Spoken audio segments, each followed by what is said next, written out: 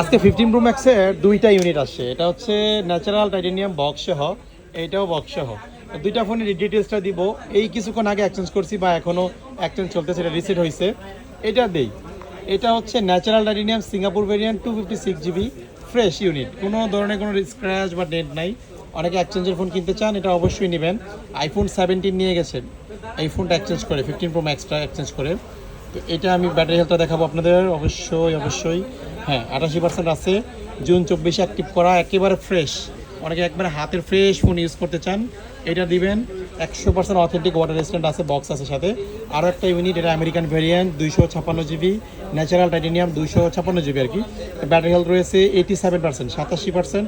দাগ স্ক্রেচ নাই, এটাও অথেন্টিক। এটা আমেরিকান ভ্যারিয়েন্টে এসিম ইউজ করতে হয়, এটাও পাবেন উইথ বক্স।